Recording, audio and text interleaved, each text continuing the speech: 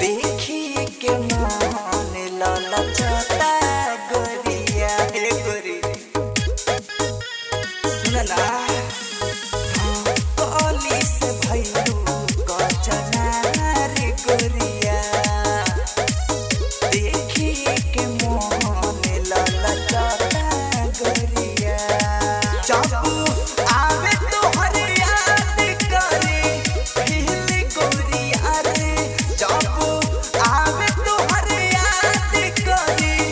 हिल गोरिया रे जेते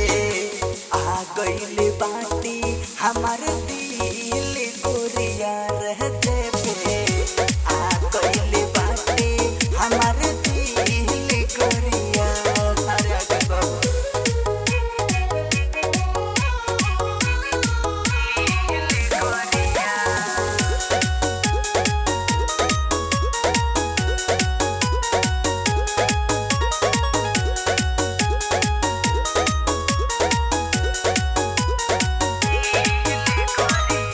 उठावा से छुआतावे महुआ के रस हो